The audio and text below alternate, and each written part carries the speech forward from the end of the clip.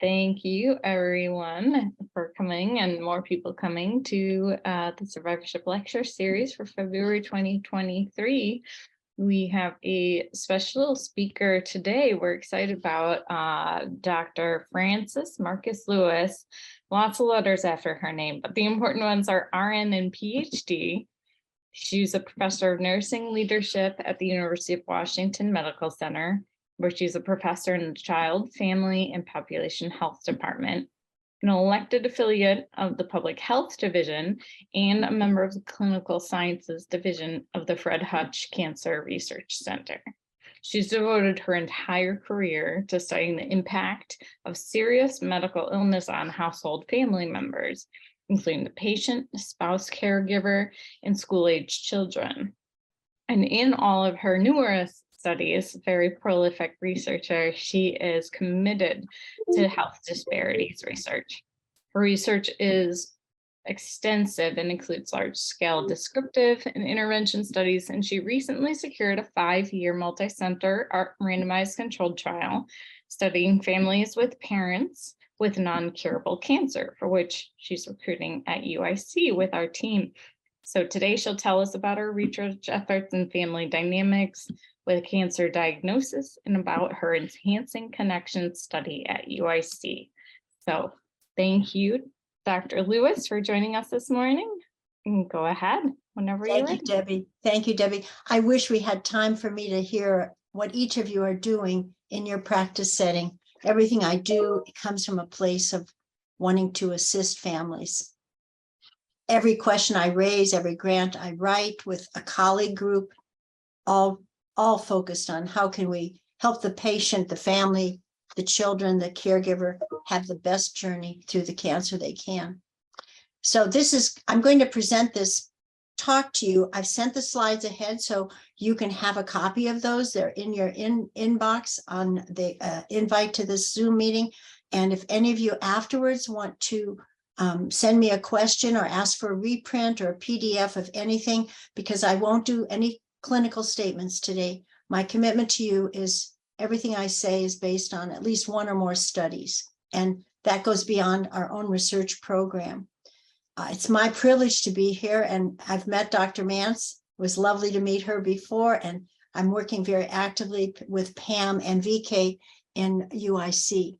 So with that in mind, would you begin the slides, please? Thank you so much. And if you could move to slide mode. The little box on the bottom that has like the icon. Sorry, give me 1 second. I'm like having trouble with the. There, oopsie. Okay. It's just my taskbar is getting in the way. So I can't. There we go. Okay. Okay, there we go. Okay, so this is a talk for you, and it's my privilege to be here. We have, Debbie, I think we said all of it has to be done in 50 minutes, 45 minutes, remind me. Around about there. I'm sure people will have questions, but I'm sure it will extend after the talk. Okay, okay. And again, the invitation is there most sincerely to send anything out further. And I won't be able to monitor the chat, but I'd be happy to respond. And we have time, I hope, to build in for a Q&A. So this was to keep me focused. So I'll give you the rationale for the cancer parenting program we're doing with UIC colleagues, but it's not just to emphasize the clinical trial. It's really to catch you up with what is the science, a little bit of the science of the entire field. And then prior clinical trials that have been conducted, and then the methods and study aims of the current clinical trial. And then were you to choose to refer your patients, we are fully approved from UIC, IRB, but if you are not linked formally with their IRB, we have worked through a human subjects review and approval for a national self-referral, and I'll happily talk to you about that. Next, please. Next, please. This is to organize us. So when I was in graduate school, I went to Stanford to get my doctorate, and it was so fun because they were trying to change me out of being a clinician into being a scientist, and I fought it. But this is truth telling, I used to go over to the medical library, and this is in the days when we didn't have web and internet, and I'd sit and pour through the medical journals looking at just articles to keep me sane. I was doing quantitative sociology, but this was a paper, a statement from a otolaryngologist, Dr. Parks. And when he wrote that in his paper, I thought, I've got to statistically model that. And that's exactly what I see clinically, but I had never seen it from a physician and nobody had modeled it before. Next, please. And so what I've done is organize a set of slides here. Each line is one or more studies, and I'll just highlight key points. So when we think about the impact of cancer on a child rearing family, we have parenting issues, we have relationship issues, and we have issues with the children. And issues, I will use the word stuck points. I don't want to pathologize any of the process, because what I'm describing and I'm going to share, it happens for all of us. I have raised 5 sons, and they are all launched, but they come back in as all of us love it. But it's not about them out there, it's about us. So the parenting issues, when we started this area, it was very interesting to us because we discovered studies where parents with advanced cancer with children were more anxious based on quantitative measures, more worried and more depressed than persons with cancer without dependent children. So that was a first big picture. Something's happening. And of course, we can say as people, we can say, well, of course, they've got the additional journey with their children, but these were clinically significant elevated scores compared to people with cancer with no dependent children. Next is the parents. We didn't know this. We didn't know this before we began our descriptive studies, but the parents hold major concerns about how to talk to their children about the advanced cancer. We learned this because they would say things in our own work, but in addition to others' work, they would say things like, I don't want to initiate discussions of my cancer when things are good and I'm controlled and my symptoms are stable. I don't want to raise this head of concern to my children. Parents are supposed to care, not scare. That was in an actual study. Parents are supposed to care, not scare.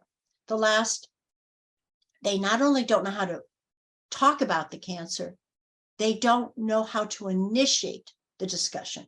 And these are in families where we've measured them with quantitative measures, where they're high functioning, high quality of resources. It has nothing to do with that. It's the within system dynamics that happen. Next, please. And so I'm going to be quiet as you look at these quotes from example from a published study.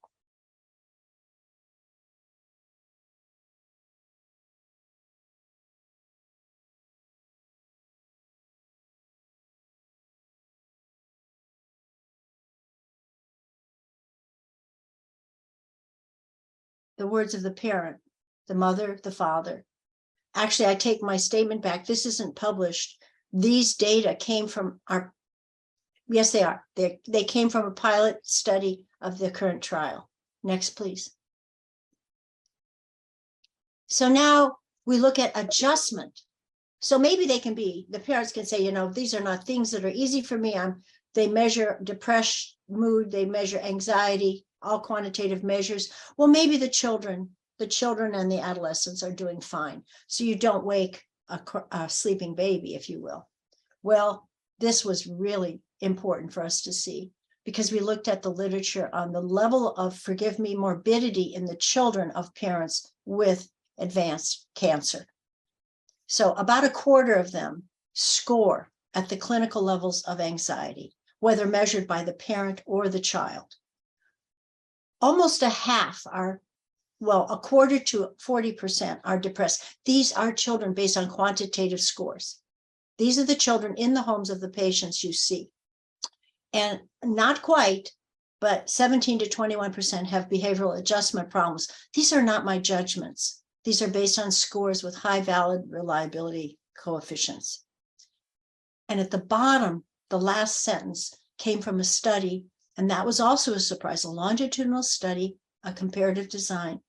Children and adolescents' distress is higher during the terminal phase compared to after the parent's death. That was a real eye-opener. So the very phase we're studying right now with Pam and VK and the team at UIC, that's this period we're studying. Next period, next, please. But the children are active agents. And the question is, well, what is their journey? And here are examples of the children's behavior based on IRB approved studies of the children or studies conducted by others. So the children hold back their fears. They hold back their questions. They don't want to have anything added to the parents' plate. Even the adolescents, this was a surprise for us because any of us getting this general introduction to developmental theory are told, well, children that are adolescents or young adults are individuating and they're developing their ego identity and they're launching. Well, that's true, but with cancer, they're brought back into that family unit. And the adolescents, even when they're given information about the biology, the treatment, the facts of the cancer and its treatment, they want more attention to emotional support. Published study. It's not just the facts of the biology of the disease. And then no matter what stage of that disease, no matter what symptoms or not symptoms parents have, the children fear they are going to lose their dad or mother to the advanced cancer, no matter what is told to them to reassure them. That's evidence. Next, please. I'll just let you read this as an example slide of a child, of a parent, of a 6-year-old.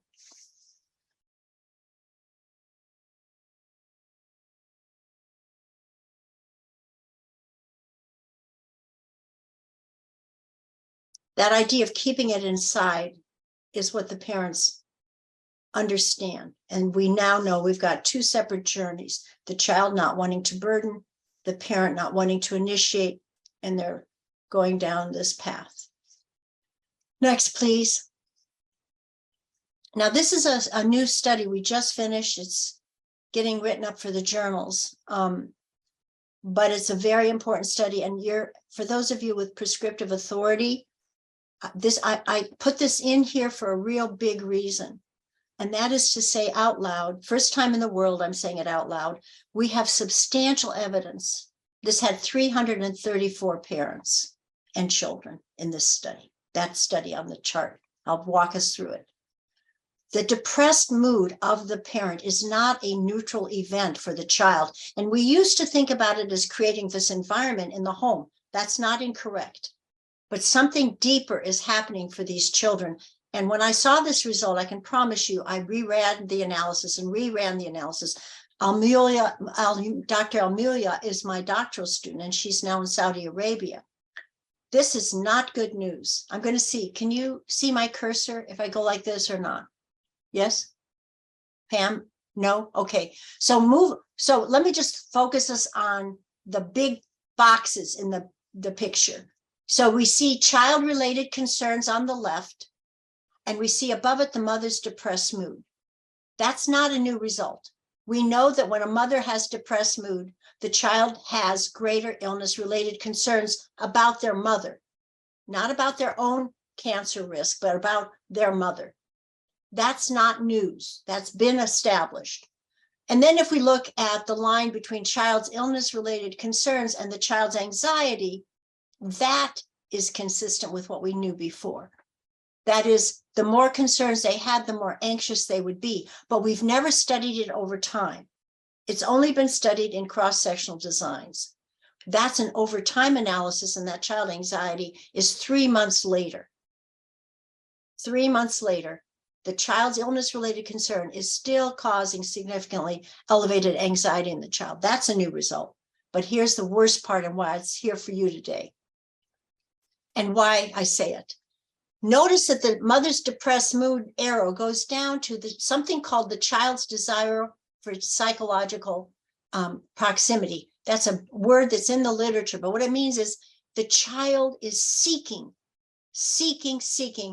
confirmation in the behavior of the mother or the father, in this case, it was a sample of women, that parent is not going to go away from them. It's related to attachment. Again, mother's depressed mood is significantly predicting child's desire for proximity, but watch, look at the coefficient, it's negative. So the child over time learns that a depressed mother, even though they seek proximity from her because of their worries, they disengage. That's the main result. That is scary to me as a clinician. And so for my precious physician colleagues here at the Hutch and the clinics in this area, when you offer an antidepressant to a parent, not to blind them or dampen their experience, but to help them get through it, it will potentially, this is my interpretation, it will potentially stop that break of the child stopping. I'm not going to go to this parent. I'm not going to go. Even as that proximity seeking, if you look, significantly benefits the child's anxiety. So the child is on their own. That is why I wanted to bring this slide to you today. I've never given this slide before. Next, please. So not only are we dealing with what I just shared with you, there's something called complicated grief. And for those of you who are in the field of psychology, medicine, social work, nursing, complicated grief is not what we want. We want, as providers, as scientists, we ideally want the child to be able to grieve and move forward. Never will the child's parent be absent from the child, but to move forward without constantly looking back with regrets and horror. So there is no prospective clinical trial except the current one that we've got with Pam and VK that evaluated the grief of the child prospectively before the death of the parent and then after. This trial will do that. At best, we have the bereavement studies, even intervention studies, but they're after the death of the parent. Next, please.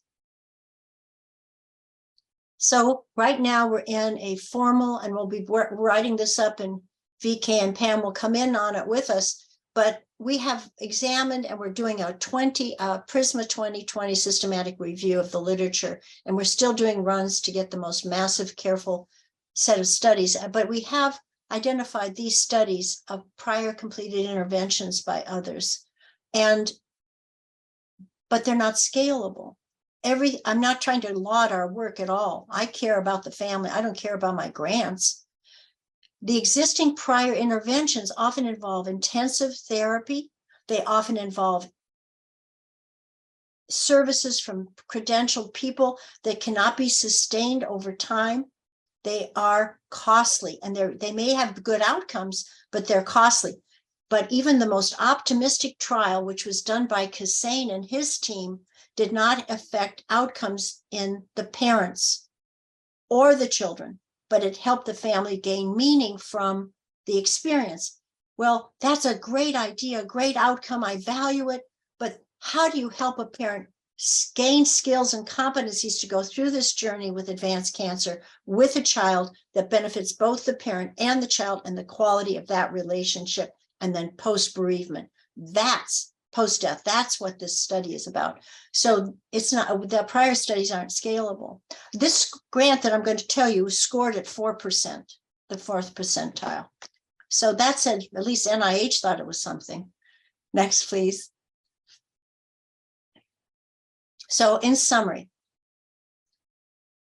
this trial I'm about to describe tries to focus on parents. It's a focus on parents' skills and training them to express and deal with the child's concerns, fears, and questions. How do you begin to initiate those conversations? How do you sustain them? How do you do check-ins with the children so as dynamics change and issues change? You've got a tight bond.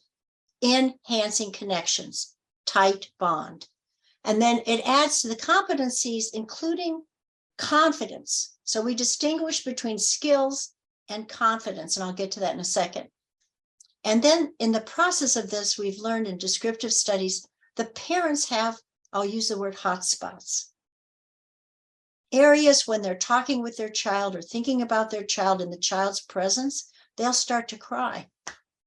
And our experience with the children who watch the parents cry like that is the child clams up. They don't talk. It gets reinforced. I can't bring mom to the tears. I can't cause dad to be distressed. So they clam down. So we teach the parents about how to manage the hot spots in the moment with the children, as well as over time. It's scalable. I can hardly wait. If we find out that this intervention works, we're coming in for training to train everybody with it. We are not going to try to hold it to our chest and do another study on it. It will be one for training and giving out to providers. And it's all by phone. Everything is by telephone. And it was planned that way in the beginning because of a study I'll describe in a minute. Next, please. Next, please. So the parent, no pun intended, the parent initial study was with early stage mommies with breast cancer. And it was a phase 3 clinical trial. Next, please. And I'm just going to give you a few examples of some of the outcomes. The bottom line before I go through slides is that we saw changes significantly in the treatment versus control group, and the control group had an alternative treatment group. And we saw the changes sustained over time. And the biggest picture of all is that 1 year out, the children's outcomes were significantly improved compared to control, whether measured by child-reported measures or parent-reported measures. That was our thought. Now we've got something. Let's take it to the most vulnerable families we can. And we modified the program to fit parents with advanced cancer. And that's what this current trial is. Next, please.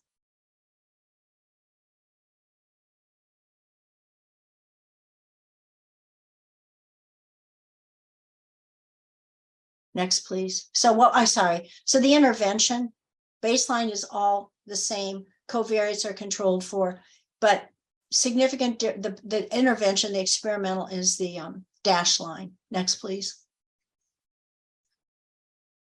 We're just going to go through these fast, Genesis, these next 4. Next, please.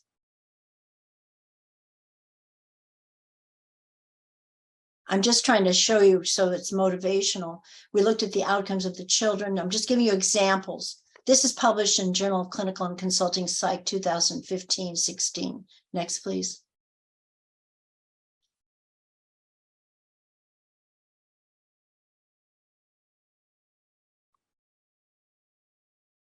What was really interesting, I want to point this out. So this is the child behavioral checklist. And this is Achenbach's measure, which is adjusted for age of child. It's adjusted for gender of child. It's the Stanford Binet IQ test of behavioral adjustment.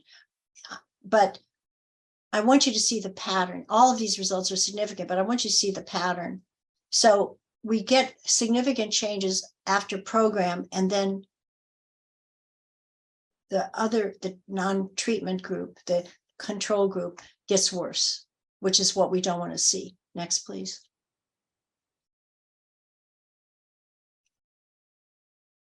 So now I'm going to shift, and I'm going to tell you what we did to get ready for the current trial. So the question is, how do we offer this program to families in the best way that will fit them? And so we tested the intervention by group, by small group, knowing that a lot of us in provider settings do group delivered interventions. And we got significant outcomes in the intervention group. We partnered with Wellness Club and Gilda's Club in 3 states. And again, you can see this was published in 2020. And we learned that we could train somebody in 2 days to do the program, and they could deliver it in their setting by group and get these results. That was good news. We also learned, which was not in the literature, that people in the community who have children and have had their diagnosis a long time want to gain skills and confidence and competencies. And that's not known. It used to be, well, they're past the cancer. They don't want to think about it. and they would come in and knock on the door and please let me in. These would be people way out in terms of time of diagnosis. Next, please. And this was an eye-opener study. We took the program, we said, well, maybe we should do it by telehealth. We should do it by bells and whistles. We should do it by all kinds of fancy things. And I said, let's look at the simplest way and channel to do this, where we think the channel is saturated and we're able to reach the most people with no cost to them. And we also had learned on the side that some of our settings where we're reaching our people in our state over the mountains, across the ferries, that the internet connection and the stability was not good. And in the middle of an internet connection, they would get static. They couldn't see us. So I said, we can't put risk and frustration in their way. So we did it by simple telephone, landline or cell phone. And that was the denouement. That was the denouement. And this one just got published in this journal, but we got comparable or better outcomes delivering by phone than face-to-face in the homes. And we were comparing. So we got, I'll just say that. Better outcomes. In some cases, I'm going to show you some, no, I'm going to wait, not do those. Next, please. And this was the pilot feasibility study of the current trial. Journal Palliative Medicine, 2019. It was a within and a between group design. Within group, so overtime, baseline overtime, with also another between group design where I took parents with non-advanced cancer who were outreached in the homes with a counselor, specially trained nurse or social worker to deliver the program. I controlled for all covariates, so they're not confounding outcomes. There were significant improvements in the parents' confidence to help their children to deal with the pressures of the cancer. They were significantly elevated skills in eliciting the child's concerns and help their children cope with the cancer. That was within group, baseline control. And then between group analysis, comparable improvements in all outcomes, no significant differences between groups in the magnitude of change and in the direction of change on any of the outcomes. That was it. That was the final test that I said, now we know we won't hurt these families. We're going to do at least the best we can and maybe have at least comparable outcomes as if we have someone going to their homes and it's early stage disease. So we learned also that telephone delivery was feasible and all of these outcomes were achieved in 3.3 contact hours. We tracked every length of every phone call in the trial. Now, because I'm a nurse, I'm an oncology clinical nurse specialist, I know symptom burden is real. And the question is for us as providers, are parents with symptoms not able to do anything with this program? Do you have to be symptom burden low or free? And that was what we learned. Regardless of magnitude of symptom burden measured by quantitative scales, parents with symptom burdens who got in the program and got it, had no differential outcome compared to those with high or low symptoms. Symptom burden did not moderate outcomes. Next, please. And so we're going to go through some as rapidly as you can, Genesis, because I just want you all to see, these are all the outcome measures from the clinical pilot, all of which show that there was no difference in magnitude of outcome for any of the outcomes. So Genesis, dear, would you just very quickly, we're looking at depressed mood, the confidence, all of these, just to show you, and I'm accountable to you, that I'm not just being a cheerleader. I don't want to be a cheerleader. Okay, so now we stop. Separate from the quantitative measures, we also analyzed what the parents on end of session 5, in their words, tell us, not about how good we are, not about how wonderful the program is. No, no, no, no. What, in their words, do they think they gained in participating? And this is a published paper. 6 categories they gained.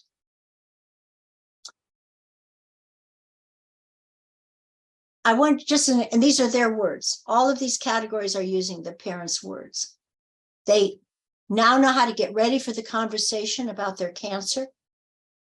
They know how to bring things out in the open.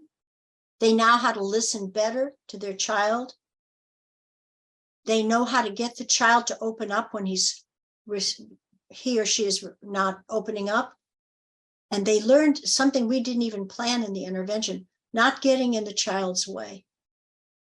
And they have changed their parenting. And it's not because we asked them to do it.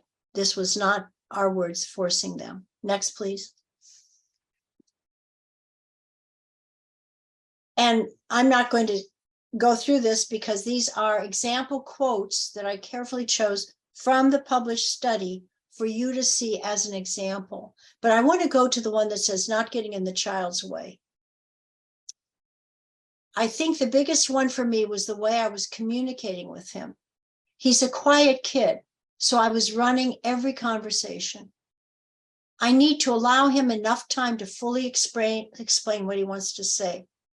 This is all about the cancer. None of this is about, anything else but the cancer. Interjecting or telling him what to say. Another parent. All of these quotes are from different parents. I learned that if I want to really listen to my child open up, then it is better to cultivate not being a teacher when I'm trying to listen. That's one of the main distinctions in the program. We distinguish between listener, teacher, sanctioner, attentive parent, and each of those skills. We focus on each of those. I don't make up the story of his feelings for him.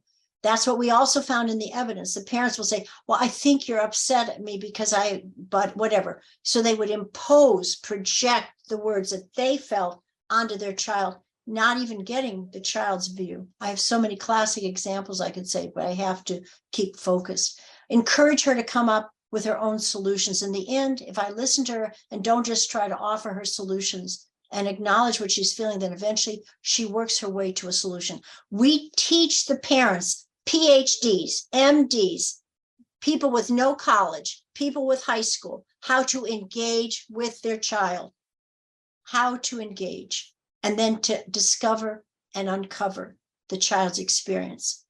Next, please. And that's what we are doing now. Next, please. This is the study we're doing now. And these are our study sites. All of these, except the NCI, Comprehensive Cancer Centers, have subawards. Next, please. And these are the aims. We're trying to assess efficacy. All of you would, of course, understand that. Is it really just 937? Isn't that wonderful? Is that right? Yes? Oh, yay, yay. To test the efficacy, to test the underlying model. What's explaining what we see if we see outcomes? And then we're going to evaluate study aim 3. We're going to have parents that are non-ill also participate, not learning the intervention, but to help us gather information prospectively on the child and the family environment. So if of about 15% of the parents or more will die in the course of the study, we can still evaluate whether or not the program, whatever number of sessions the parent got, benefited the child. And it's the non-ill parent that will be the reporter. And yes, we are actually having parents, non-ill parents, do that right now in the trial.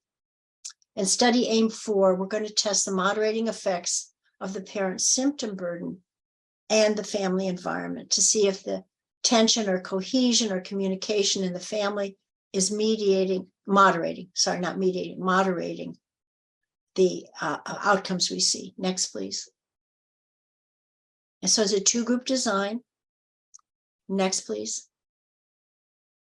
And the 2 groups are an alternative treatment group. I'll show you the professionally done brochure we've booklet we've created. And then the 5 sessions of the experimental arm, they're counseling sessions by telephone. They range from 30 to 45 minutes, and we schedule them every 2 weeks. But we actually modify that if the parent doesn't want to have the session because their counts are not good, their symptoms are not comfortable for them. So we're very flexible around the parent. Next, please. And the framework from all of this, besides family systems theory, not by Bowlby, but within sociology, family systems theory, is Bandura's social learning theory. So how we do it, what we do, the sequence we do, how we engage the parent are all guided by his theory, details of which are another talk, happy to give it. And then Collins' developmental contextual model of parenting. The Collins model is it's like, forgive the analogy, it's like sex education to a 12-year-old. You don't begin with biological facts. You begin with, what does the child know? Where are their questions? And then you fit like a acetabulum and a trochanter, you fit what's being asked to that child. Next, please. And this is a theoretical predictive model that we have. This print is too small. I made all these slides myself, so forgive me.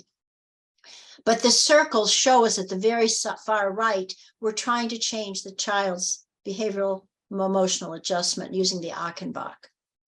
And you'll see that the intervention directly tries to add to the parent's skills, increase their confidence, which is the self-efficacy, and decrease their distress. All of those are predicted to cause changes in the quality of the parent-child relationship. Next, please. And these are our measures, all of them high reliability, validity coefficients, and there is no measurement burden. Next, please. And this is the alternative treatment control group. So Mary Ellen Shands, a member of our lab team, and I spent a long time developing this booklet because we went to look at what was in the public domain. And forgive me, a lot of what's in the public domain has errors in it, not based on evidence. Forgive me, I make that statement, and I know there's beautiful stuff out there, but there were parts of it that we could not use because it was not based on the evidence that we knew from the research literature. So we generated this. This is exactly the same content and information that the experimental group, except we don't have interactional skill building, self-efficacy, interactional sessions. So if we're going to shoot our own foot, we bias against finding experimental results, but it's good, meaning we have evidence that we need to do, it's okay that we set the bar high, that we have to do a differential outcome check on efficacy. It's okay. And reviewers thought so too. Next, please. So here are the 5 sessions of the experimental arm. And these words come from the descriptive studies we've done. I can't disclose the content of this because I have to keep us masked until we finish the trial. But you can hear the words, and the sessions are labeled like this. We mail material to the participants with these words, and we then schedule a phone call interaction with their schedule and carry them through each session. And we audio record all the sessions, and they convert to MP3 tapes, and then every intervention is evaluated for dosage fidelity using a checklist of 22 to 28 points by somebody who's trained to do just that on our team. Next, please. Here's the big stuff. I'm hoping you can help us bring this program to your patients. It has to be non-curable, and Pam and VK and I over the time together have learned that word non-curable has to be operational, and that is it has less than the parent can have stage 4 hard tumor, but we've also learned some stage 3 hard tumors are not curable, and so for every one of the patients we confirm with the provider, is this patient going to have less than a 50% probability of cure. They read, write, and speak English, not because we don't love to speak other languages, we do, but this trial and all the measures are only in English. So a parent can have many languages as long as they can speak English among them. There's a child 5 to 17, just one or more, but one in the home. And they have access to a telephone, even if it's their boyfriend or girlfriend's telephone. Next, please.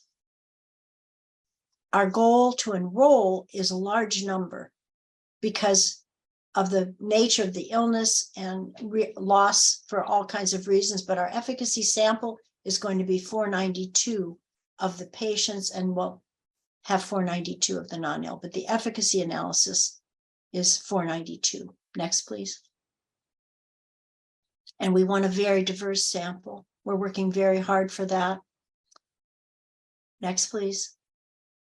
And so here's, if you're interested in having your patients be open to this trial, the details of self-referral. Next, please. Now, again, UIC is fully approved, and I'll let Pam just speak to that in any way she wants. But for many of you on this call, you may not be attached to the IRB at UIC. So what we do is we mail you brochures, and Debbie has offered to make sure that the brochures got to you for those of you who are interested. And you give it to the patient, and in the brochure, it has our contact information, and it's an IRB approved confidential phone line, and they call, they leave their name and phone number. I'm interested in learning more about the study. That's all they have to say. And then we pick up and do the next. And we onboard them through a formal enrollment, first recruitment and screening and enrollment, all by phone. And then the other is that you are with a patient, you have the brochure and you hand it to them. And our experience with some people is they'll say, Fran, the patient says they want to come in, they don't want to wait. And so we have IRB approval that if the patient has said that to the provider can give us the contact information and we can call. So we take the burden over enrollment off the provider. We work it on our staff team. Now I'm just, that note, Baylor has just absolutely came on board. And that is the first site of the NCI of the Comprehensive Cancer Centers. And anyway, you can add your own logo to it, is what the bottom line is. Next, please. And here's the recruitment brochure. And again, we can mail these to you. And if there are some of you that say, I want to have different photographs, we can modify those photographs that with IRB approval. It's all IRB pre-approved. Next, please. This is a second version of the brochure. So we have currently 2 versions. And Pam, you have a third version you have for UIC, as I understand you. Next, please. And then this is the recruitment information, just summarizes what I've said, including the criteria. Next, please. So our bottom line is we hope the program helps the family heal. That's our hope. We don't know. We don't know. We have preliminary evidence that we certainly think it's not going to hurt the families, and we think it will benefit them based on prior studies. But I think we can stop. I think we are at the end of the program and we have time for Q&A. Thank you, Fran, so much for that talk. That was so great. This is an area of research in cancer survivorship that just really doesn't get a lot of attention. Yeah. And I just wanted to share what our colleague Betty Camp, who had to leave early, she said, I have to go to another meeting, but your work is so, so, so needed. Was on a national call yesterday, and parenting with the cancer diagnosis was the top need for patients and the clinicians who care for them.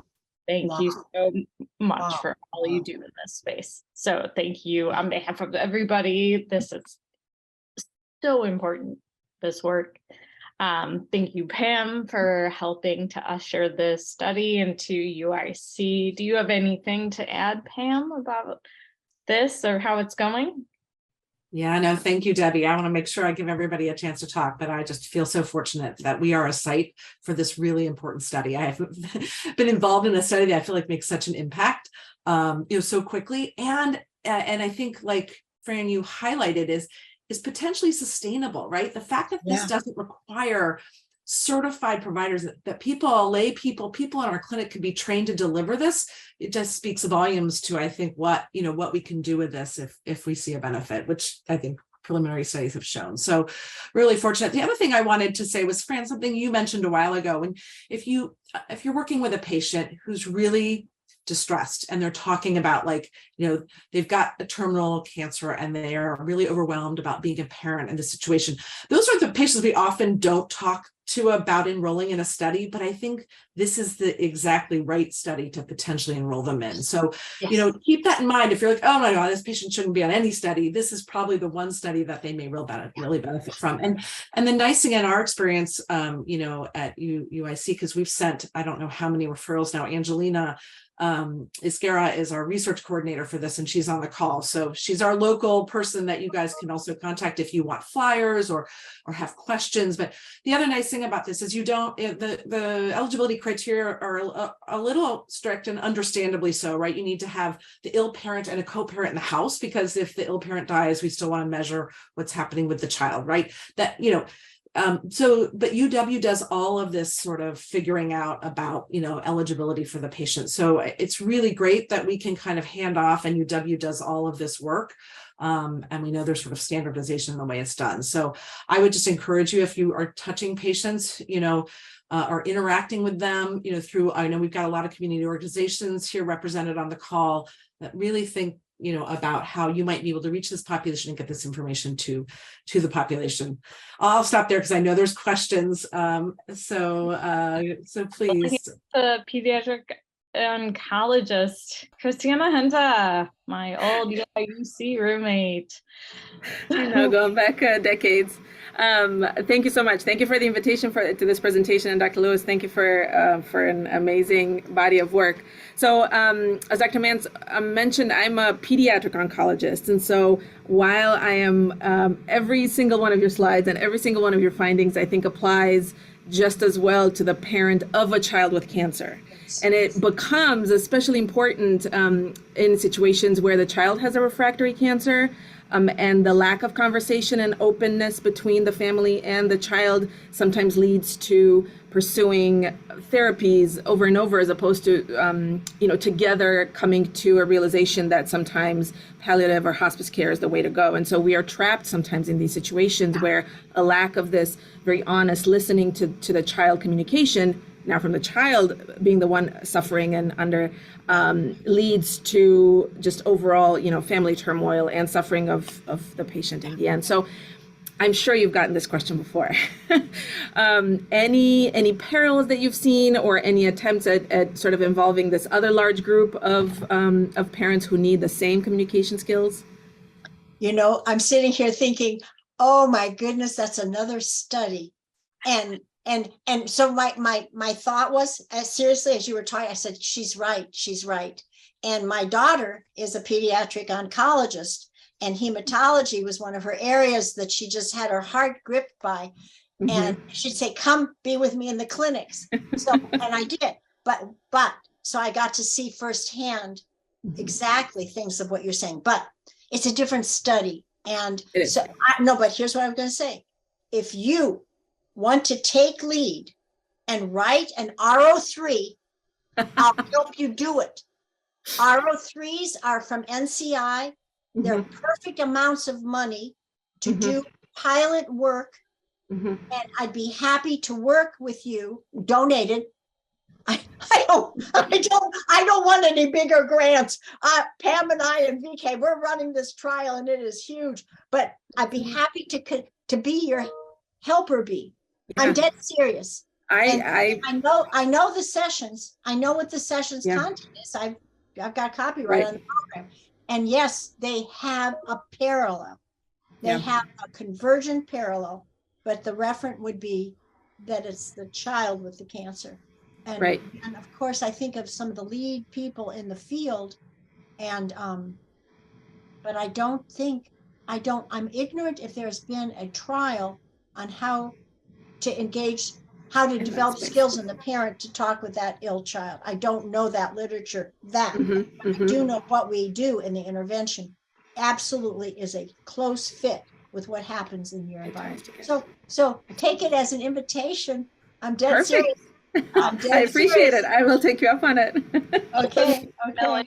interaction between you two. Fran is an incredible mentor, and she told me I don't want to do the research anymore. I want to mentor and get all the studies going and propagate things and help people find these spaces that we need to do important work in. Yes, it's a gift to be even on this call.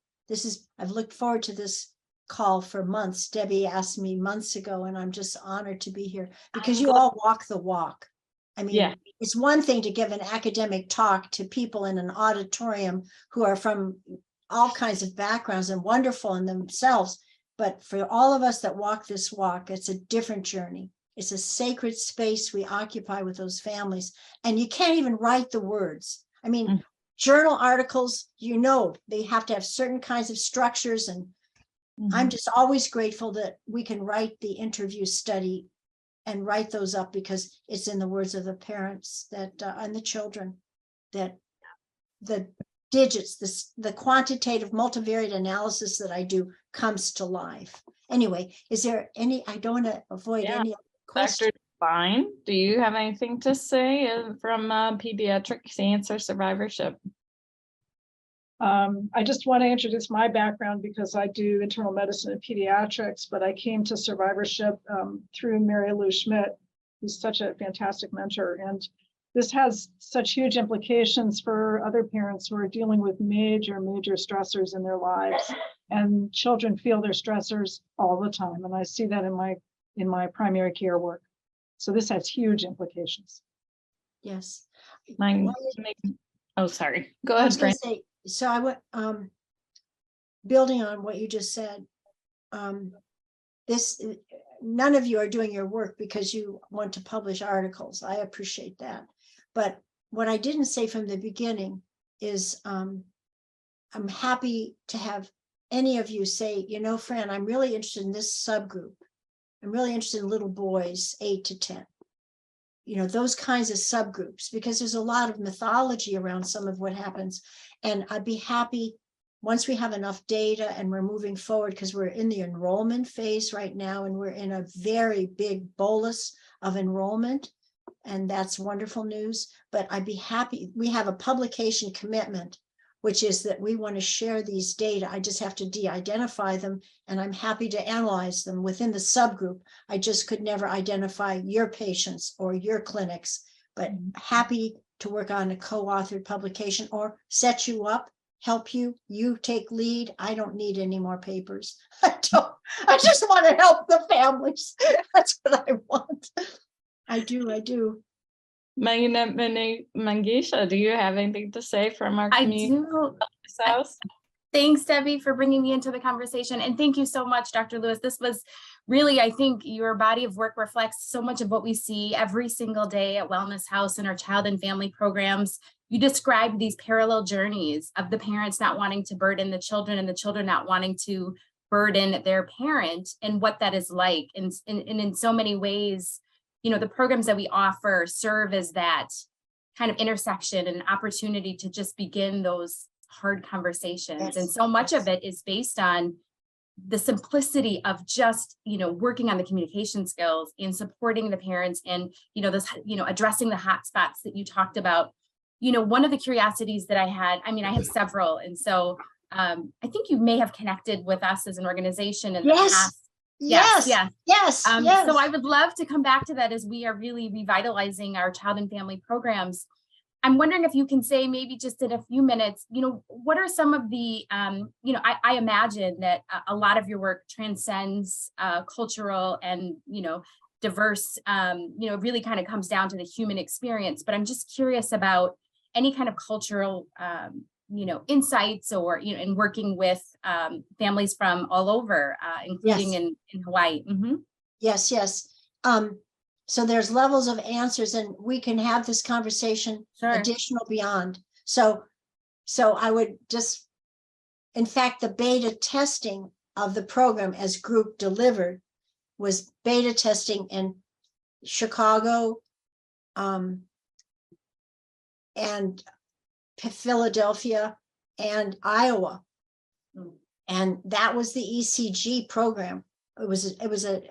So that here's what we've learned. That this is going to be clinical talk now, not just database, but it's all there.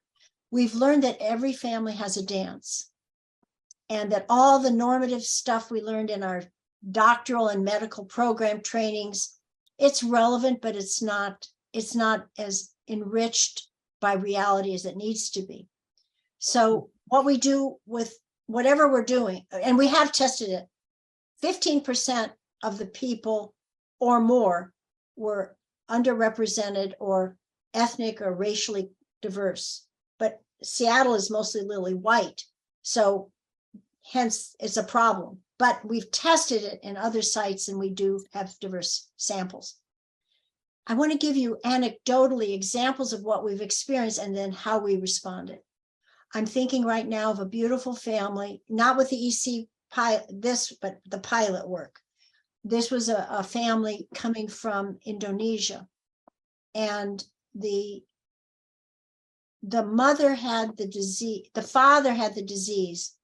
And in getting the program, he said, this is a new way to talk. We don't have this tradition in our family. We tell the children what we want them to know, and we tell them how to behave. And if they do that in a different way, then they're given feedback. Now I'm paraphrasing, but that was, and we say, we never correct, we never judge. I'm a Ukrainian immigrant myself, so we don't judge what is existing. We ask, would you be interested in adding to your ways? Would you be interested in learning ways to have an opportunity to hear what your child is experiencing? Would you be, so we invite the question, would you be interested in? And that's where we go. Those are words that are actually protocolized in the manual of the intervention. And when I listen to those audio tapes, I actually take points off. If I ever hear an interventionist they've all been carefully trained, you should consider this, or that might have been what you did, but that's not what we want now. Any of those words are absolutely prohibited. So invite. Now the other is, and that was a family from Indonesia, but it's not uncommon to hear the phrase, or you'll hear the phrase, I'm trying to be database now. I did it all wrong. Based on what I'm learning in this program, I did it all wrong before. And so self-flagellation and downward statements of self are exactly counter to how we practice, how we work, how we do our studies. And so there's a protocol statement we've learned to say, which is, that was yesterday. And today is a new day. And going forward is what matters. And you did the best you could at the time you did it. That's the best you could do. And now, technically, I agree with that. And I also know there's this huge forgiveness factor that children carry about their parent. I wish I could statistically model it to show people that 75% of the variance in child adjustment is based on the tradition of the positives of the family. There's no study in any discipline that lets me say that. But so there's a forgiveness factor. And so I'm not just being a nice person, I'm saying truth. Okay, so, but today is a new day and tomorrow's a new day. And these are things that you can take forward. So notice I don't say, and those are protocolized. They cannot be modified in the sense of, well, somebody can say on Tuesday, well, I'm going to tell them this, and Wednesday. No. This is a behavioral medicine intervention trial. But going back to another sentence of yours, I'm thinking about multiple families and different subgroups. And I'm thinking of different subgroups of populations, racial and cultural and other traditions. And all of it still comes back to, would you be interested in adding, not changing? We're not saying change, adding to your ways. And they, I have to say that once they're in, they don't drop out. It's and Pam knows this from our months together, getting them in identified, that's and referred. And then once they're in, they stay in. I want to, do I have anything more content wise that's a pattern across families?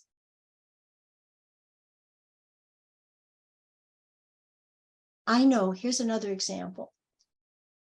One of the sessions focuses on helping the parent come to realize that how they are with their child deeply affects, not in a bad way or anything, but creates an environment for their child. And they have an opportunity to create the environment they want. And that first session is all about helping the parent gain ways to anchor themselves when things are difficult with their child and to calm themselves down. It has to do with self-regulation. But we don't use any of those words. And I want to tell you what the session is, because it's always well received by every subgroup. And my greatest fear in the pilot study was that if I try to have that parent learn ways to cool themselves down, to be fully present for their child, they're going to drop out of the trial because they're thinking, what is this gobbledygook? I mean, that's a clinician scientist. I worried about that. And across subcultures where volatility and emotionalism is part of that, in my tradition, it's part of it. And nobody drops out after session one. Nobody rejects session one. It's like, forgive the term, this is nurse to doctor, social worker, health educator conference right now, but it's like popcorn.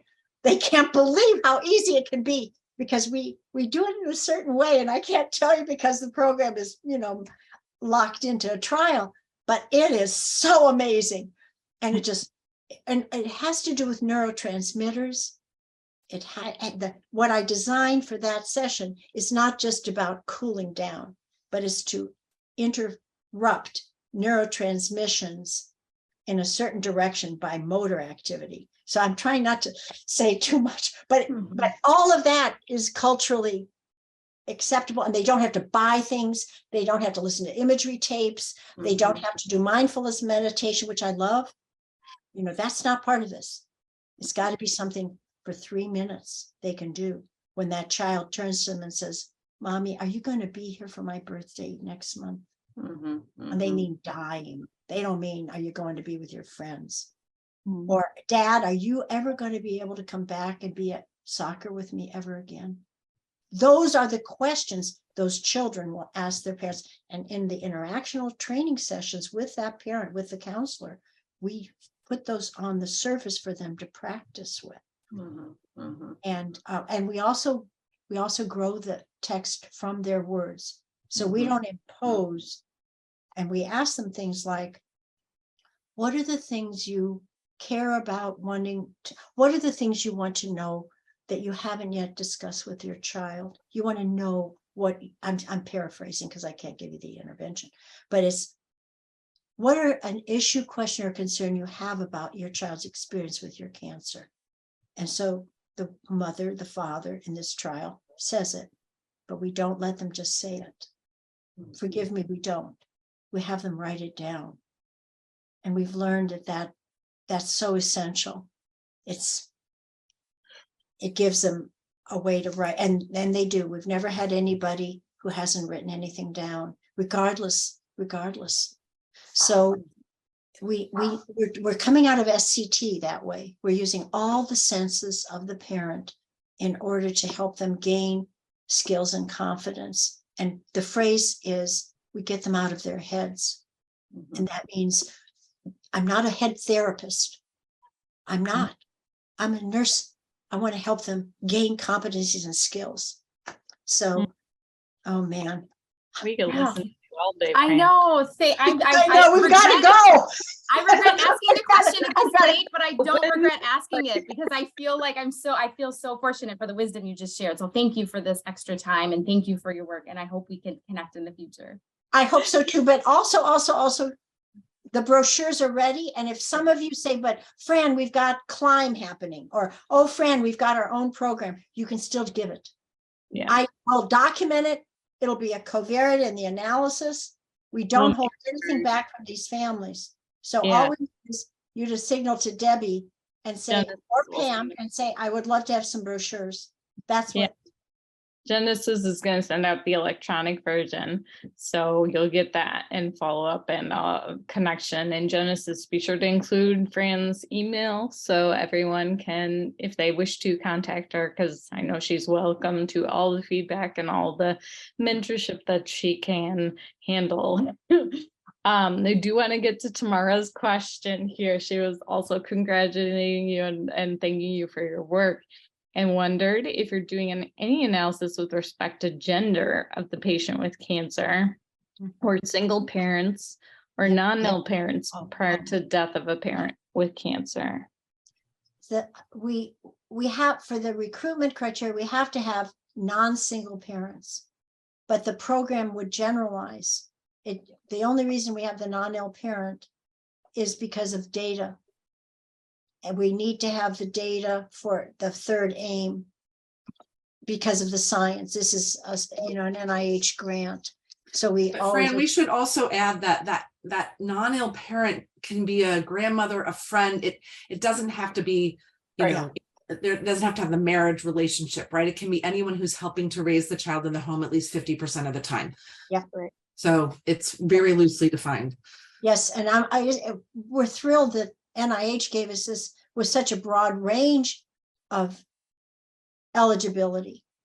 So will we do we'll do sub-analyses by gender of child. We'll be doing sub-analyses by gender of parent, but that's not the main efficacy and grant related